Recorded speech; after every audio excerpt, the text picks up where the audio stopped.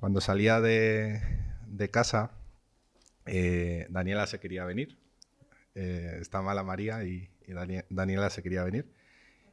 Y le decía, sí, y le decía, no, Daniela, que papá tiene que predicar en esta mañana. Y se ha convencido y ya cuando me iba me dice, Daniela se queda estudiando porque va a peicar, me decía. Eso es lo que le he estado diciendo toda la semana. Cuando quería jugar conmigo, claro, tenía que preparar la predicación de esta mañana, para que veamos cómo son los niños que se quedan con todo. Bueno, vamos a continuar en esta semana con la serie que estamos teniendo, que estamos compartiendo Santi y en este caso yo, sobre las parábolas. La titulamos en su momento, ya hace bastantes semanas, El Evangelio a través de las parábolas. Hace unas semanas, si hacemos un breve repaso, hace unas semanas aprendíamos que las parábolas eran ingeniosas imágenes en palabras sencillas que mostraban lecciones espirituales profundas, cuya enseñanza estaba llena de historias de lo cotidiano, de lo que rodeaba a aquellas personas. Algunas de ellas, decíamos que, y hemos ido viendo, no siendo más que breves palabras, alegorías, analogías, sobre incidentes cotidianos, objetos o personas. Veíamos también que las parábolas eran una muestra descriptiva del cambio en el estilo de la enseñanza del Señor Jesucristo, de su enseñanza pública, durante los últimos años de su ministerio. Un cambio que denotaba además una modificación intencional en su estilo de enseñanza. Un cambio que tuvo lugar, veíamos, al mismo tiempo que el ministerio del Señor Jesús llegaba a su fin, a su fase final en Galilea. Y por último veíamos que las parábolas fueron una respuesta a la dureza del corazón, a la incredulidad deliberada, al rechazo de la sociedad. Y a su vez veíamos que eran una muestra más de la misericordia de Cristo. Seguimos adelante con la serie. Hemos visto, como decía, la introducción hace ya bastantes semanas y Santi ha compartido con nosotros 3 parábolas, si no me falla la memoria. La parábola del sembrador, la parábola del trigo y la cizaña y la parábola del tesoro escondido. Y en esta mañana vamos a estar meditando en la parábola del grano de mostaza.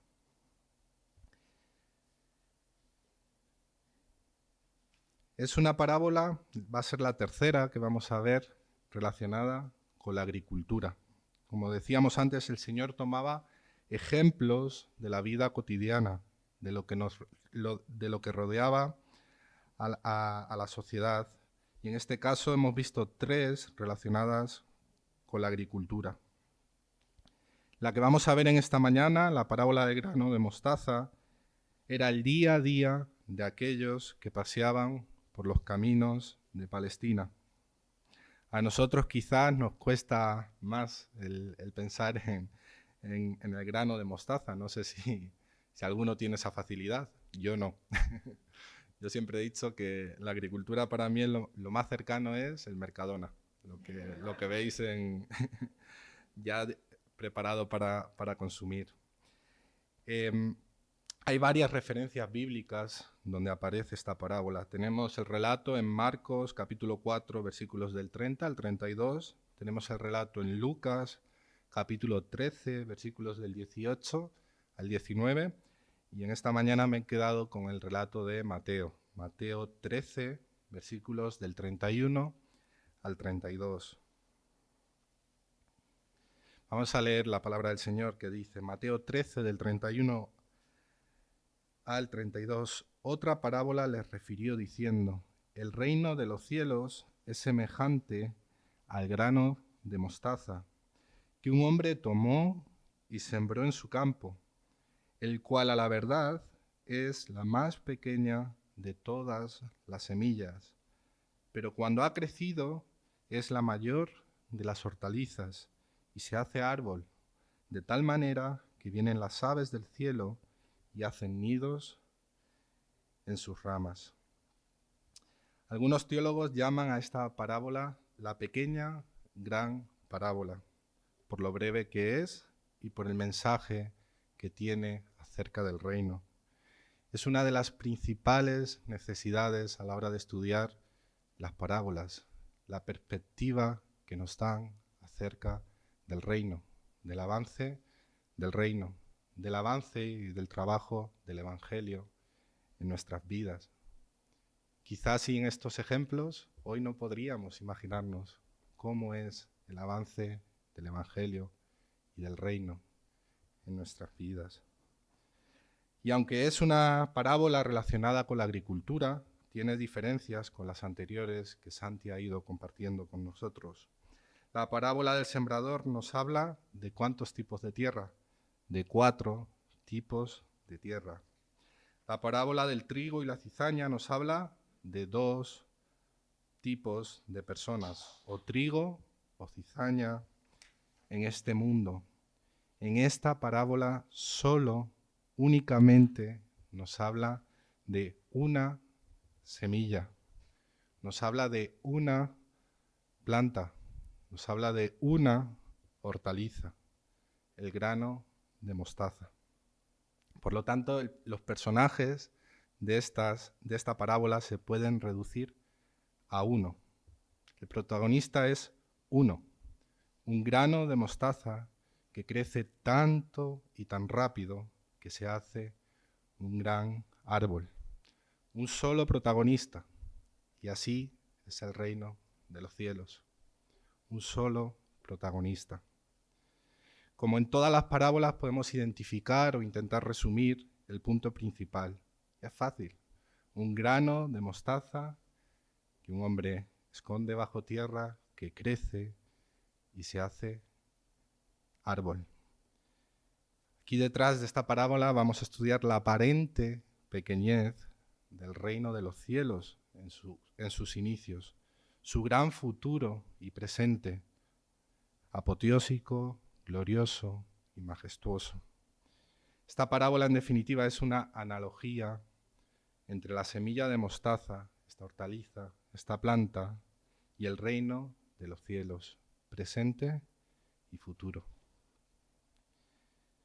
Históricamente, de hecho, se ha entendido así esta parábola, como una referencia del crecimiento, del desarrollo de la Iglesia, de las personas, del Evangelio y cómo éste transforma sociedades, corazones y vidas. Su aparente pequeñez y su glorioso futuro, nuestra esperanza. Jesús, he elegido el relato de Mateo porque a continuación, justo, el Señor Jesús, acto seguido, relata otra mini parábola, que de hecho no está en el cronograma o no estaba, de las que vamos a analizar, que es la de la levadura.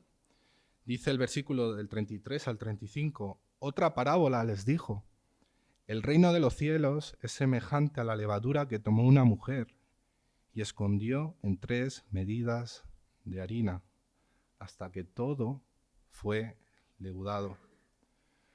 Todo esto habló Jesús por parábolas a la gente, y sin parábolas no les hablaba, para que se cumpliese lo dicho por el profeta cuando dijo, abriré en parábolas mi boca, declararé cosas escondidas desde la fundación del mundo. Y elegí este relato porque, aunque parecen 2 parábolas totalmente diferentes, aunque los protagonistas no son los mismos, aquí hablamos de la levadura escondida en 3 medidas de harina, hay mucho en común entre estas parábolas.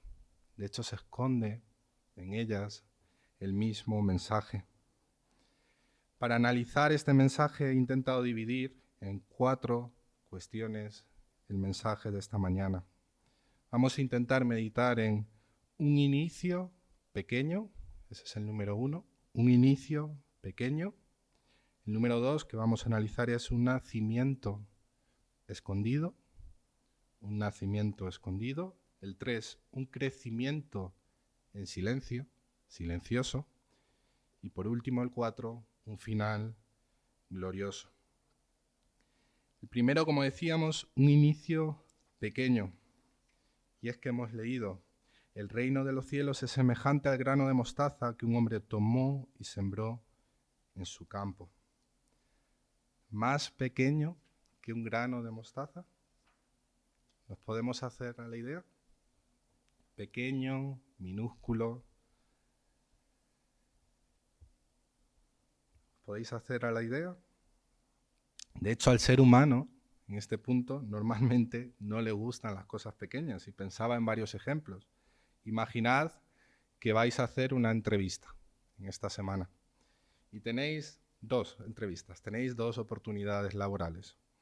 En una de ellas, cuando llegas a la entrevista, te dicen que la empresa tiene presencia internacional en 65 países, con no sé cuántas delegaciones, con no sé cuántos trabajadores, existe comunicación internacional, resultados económicos que no podemos imaginar, y una pequeña pyme, es la otra oportunidad que tenemos, en la que nos dicen que a duras penas y con gran esfuerzo salen adelante mes a mes.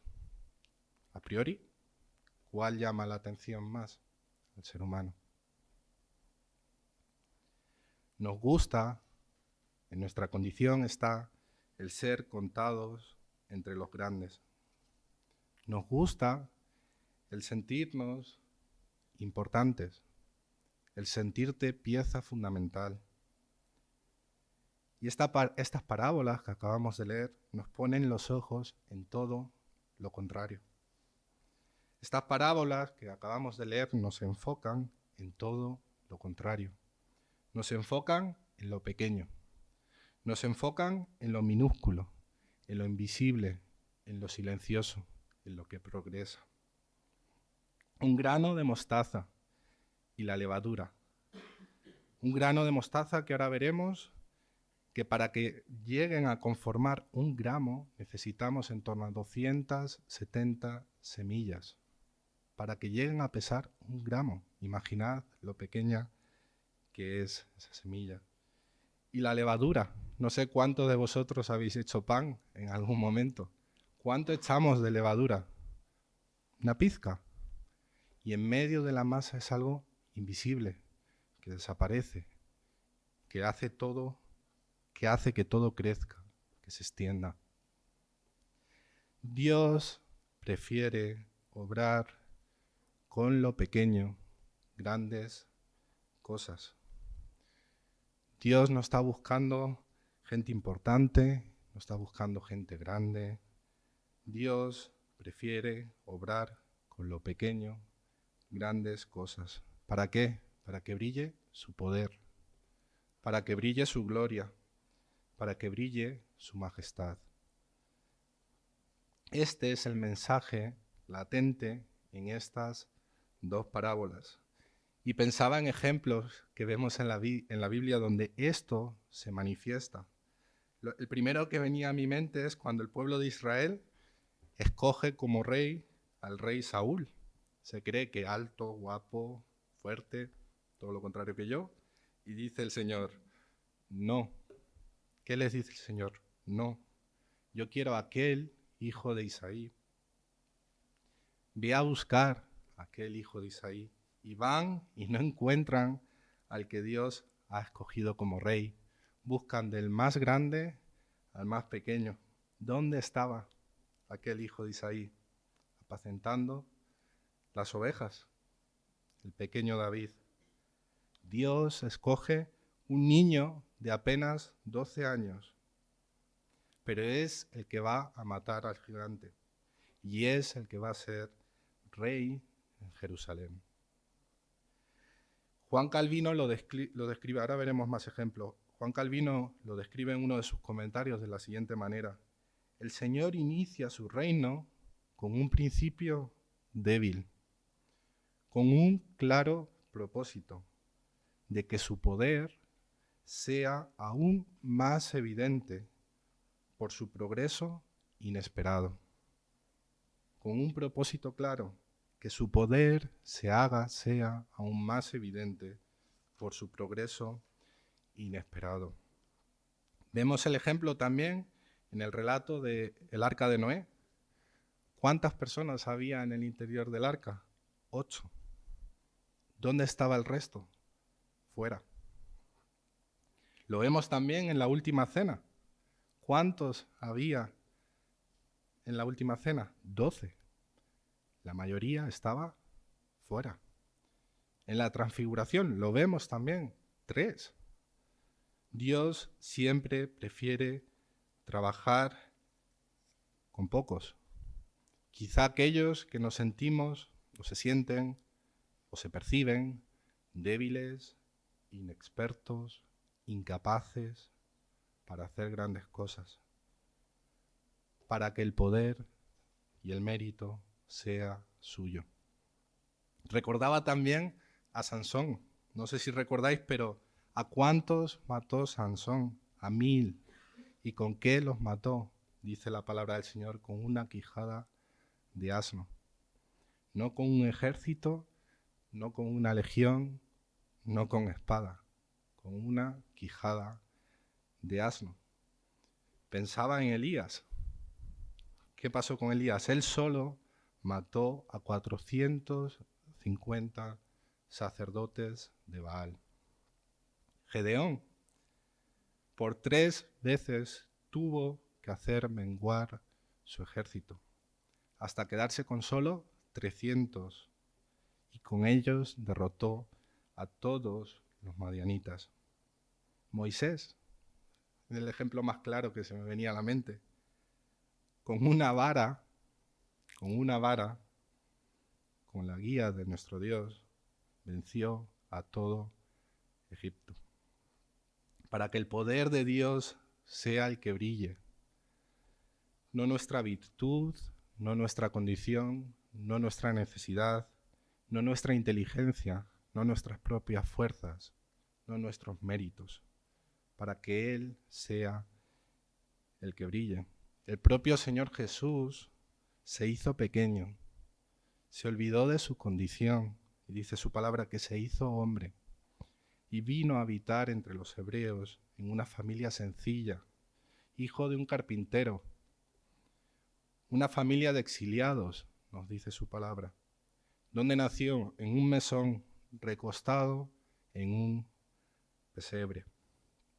Mirar cómo se lo dice Pablo a los Corintios, en 1 Corintios 1, versículos 25, 27 al 31. Porque lo insensato de Dios es más sabio que los hombres, y lo débil de Dios es más fuerte que los hombres. Sino que lo necio del mundo, sigue diciendo en el 37, escogió Dios para avergonzar a los sabios. Y lo débil del mundo escogió Dios para avergonzar a lo fuerte. Y lo vil del mundo y lo menospreciado escogió Dios. Y lo que no es para deshacer lo que es, a fin de que nadie se jacte en su presencia. Mas por Él estáis vosotros en Cristo Jesús, el cual nos ha sido hecho por Dios sabiduría, justificación, santificación y redención, para que, como está escrito, el que se gloría, gloríese en el Señor. Pensaba en el director de una orquesta y pensaba en 2 tipos de orquesta. Imaginad una gran sinfonía internacional, seguramente hablan en inglés, si es internacional, con grandes músicos profesionales, todos ellos, y un director, que si está en una gran sinfonía, sabe mucho de música. Cada uno de los músicos seguro que es de los mejores del mundo. Y ahora pensad en una orquesta de barrio con un conjunto de instrumentos financiados seguramente, incompletos, rotos, desafinados. ¿Quién es más artista de los dos. Quizá es poco justo medirlo de esta manera.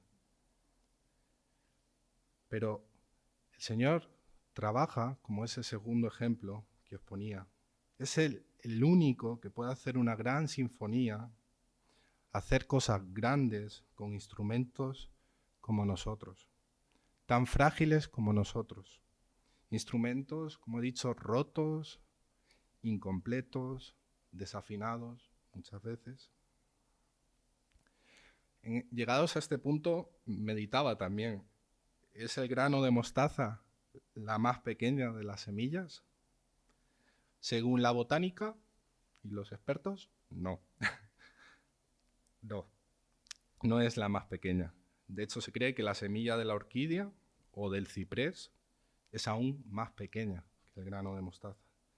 Pero muchos eruditos apuntan a que sí era la más pequeña, conocida y habitual de aquellos que escuchaban a Jesús en ese momento. Es como si a los de Alcalá, iba a decir nos, me siento alcalaíno también, nos hablan de las cigüeñas, exactamente lo mismo, ¿vale? Aquellos que miden, de hecho, tales cosas informan que la semilla de la mostaza es 1 milímetro de diámetro. 1 milímetro de diámetro. Y es tan pequeña que requiere, como decía antes, me he quedado corto, 725 o 760 semillas para llegar a equivaler 1 gramo. Es decir, 725 o 760 semillas para llegar a conformar 1 grano. Leía en un diccionario bíblico al preparar el mensaje sobre el grano de mostaza y nos dice lo siguiente. En Palestina había varias clases de mostaza que crecen en estado silvestre. Era la variedad más común. La variedad más común es la que se llamaba mostaza negra. Existía también la blanca. En una buena tierra se cree que una semilla de mostaza germina en torno a 4 días. 4 días tarda en germinar. Y rápidamente, con el paso del tiempo, puede llegar a convertirse en un árbol de hasta 10 metros de altura. Algo minúsculo, escondido en la tierra, que puede llegar a convertirse en un árbol de hasta 10 metros de altura. Su tallo central puede llegar a tener el grosor de un brazo de un hombre.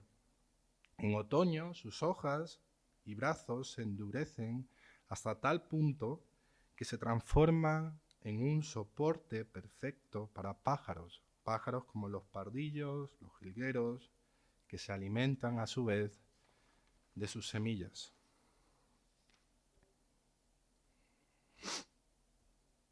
Cuando pensaba en este primer aspecto que estamos viendo, hemos dicho un inicio pequeño, me iba inevitablemente a la otra parábola que leíamos a continuación. La parábola de la levadura, que dice, el reino de los cielos es semejante a la levadura que tomó una mujer y escondió en 3 medidas de harina hasta que todo fue leudado. Y aquí vemos claramente una referencia a la capacidad que tiene el Evangelio de extenderse, de impregnar todo, de hacer crecer todo, a partir de pequeñas cantidades, a partir de una semilla que se planta en nuestro corazón. El Evangelio lo cambia todo, o lo debe cambiar todo.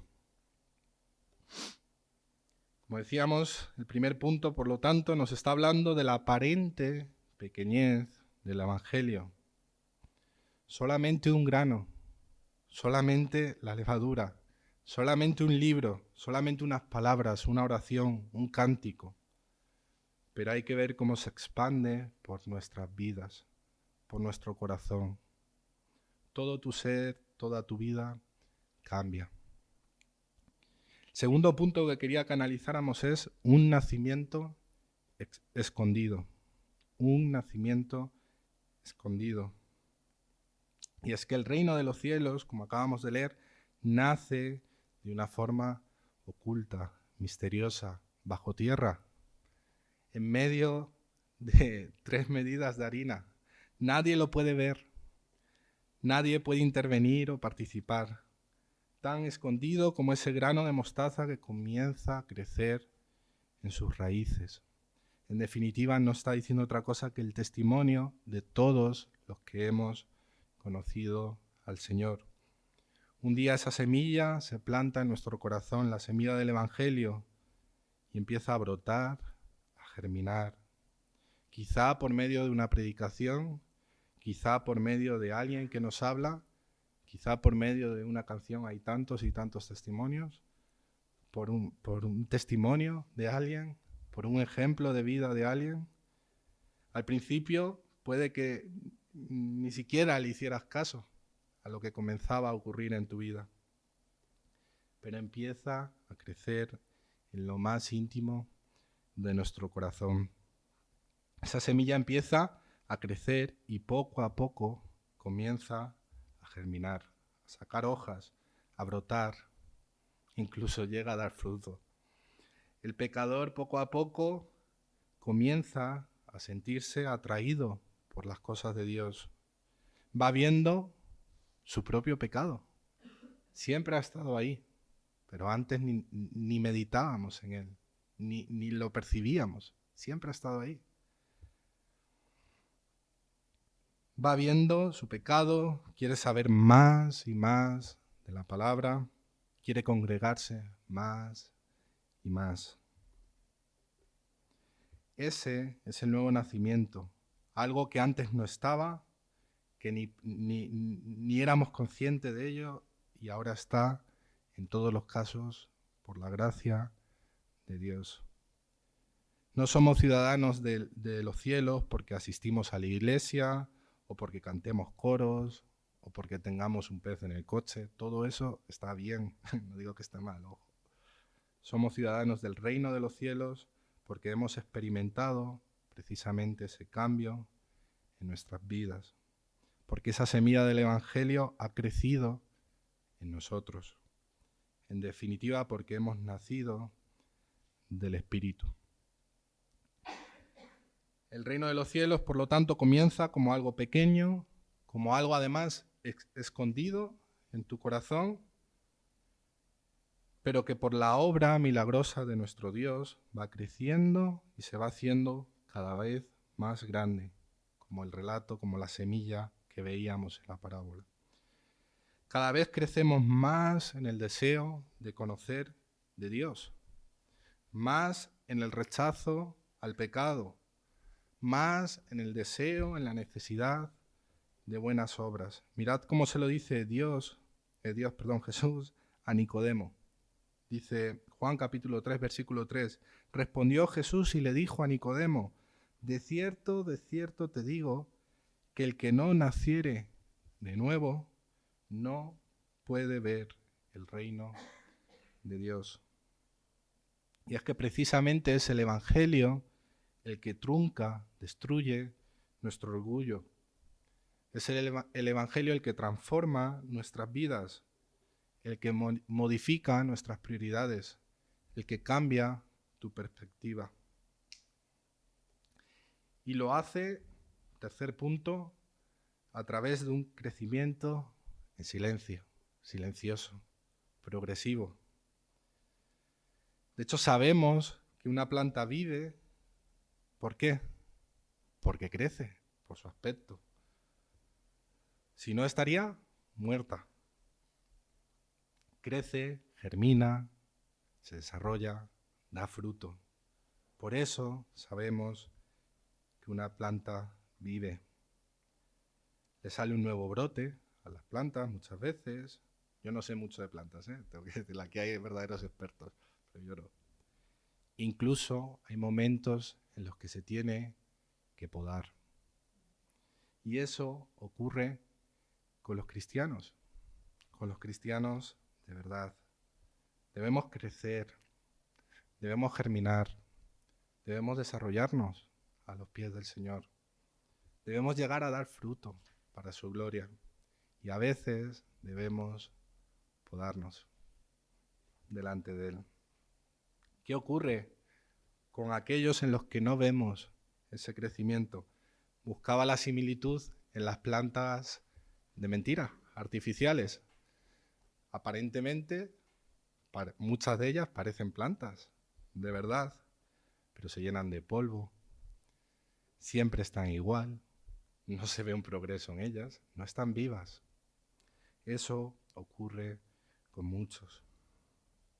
Los cristianos de verdad crecen en conocimiento, luchan contra el pecado, ganan en entendimiento de Cristo, del Evangelio y de su obra.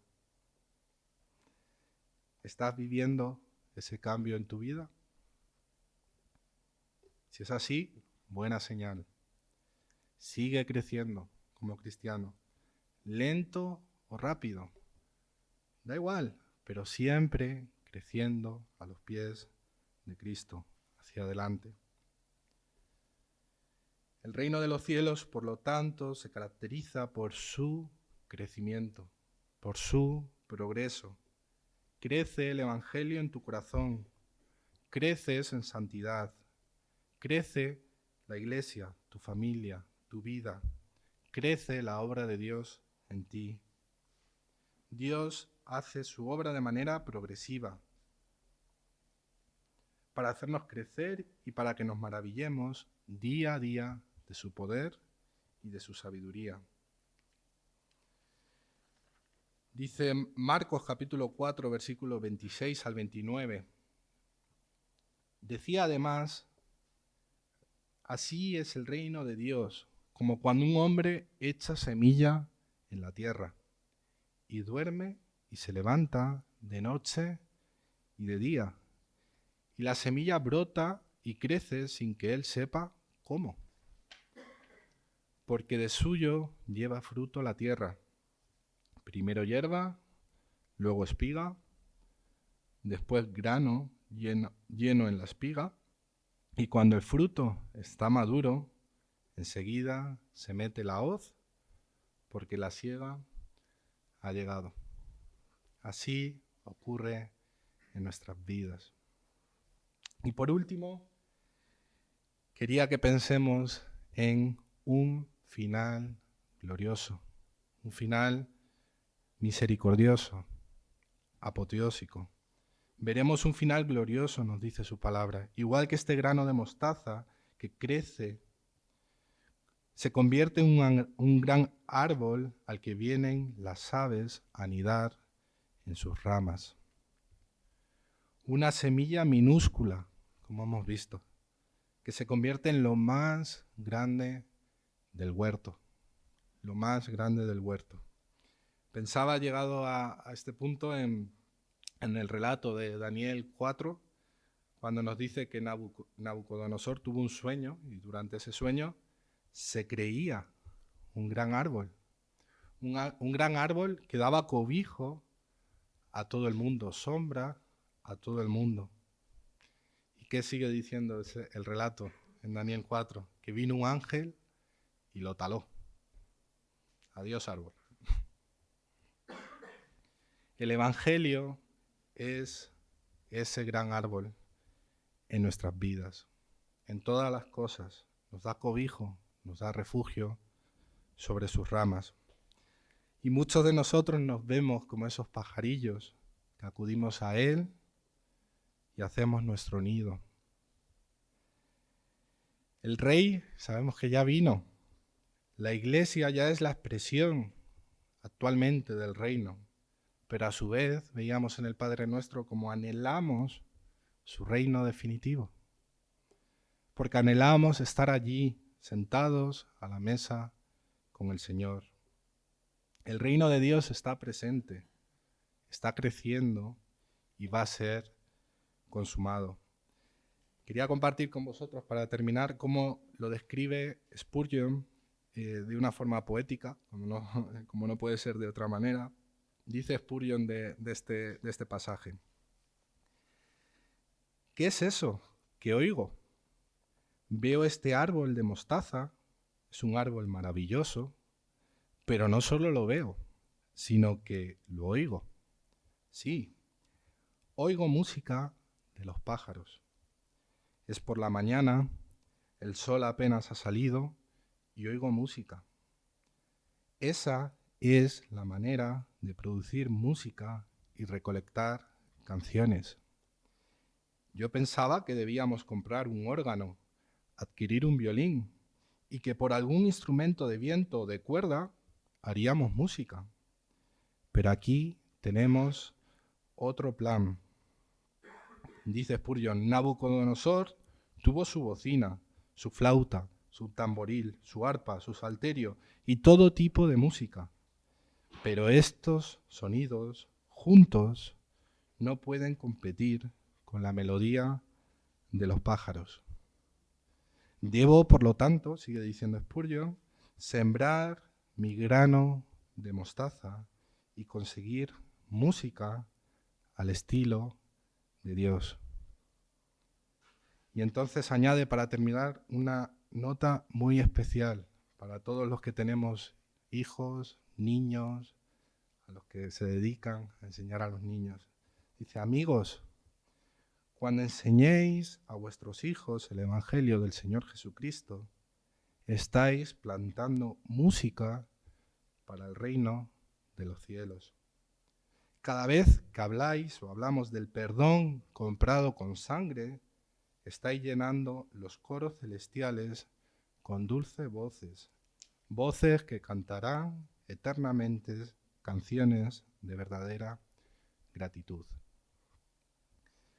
Por lo tanto, llenemos nuestra iglesia, nuestras familias, nuestras vidas de esa música celestial, de corazones agradecidos que cantan eternamente canciones de verdadera gratitud para Cristo. Hemos visto que Dios se hizo pequeño para que de lo pequeño fuésemos capaces de ver su poder, su majestad. De lo pequeño, además, compró a un pueblo de pecadores arrepentidos, como cada uno de nosotros, para formar una nación santa para su servicio. Nuestro Rey, aquel que vino en apariencia humilde, como un grano de mostaza, un bebé nacido, como hemos dicho, en un pesebre, de un establo, de un pequeño pueblo, regresará y anhelamos su vuelta, una vuelta grande, gloriosa, una segunda venida que nos dice su palabra, el que vino como cordero volverá como león, el que vino solo volverá con legiones de ángeles, y el que vino aparentemente humilde volverá para juzgar a vivos y a muertos. Vamos a dar gracias a Dios.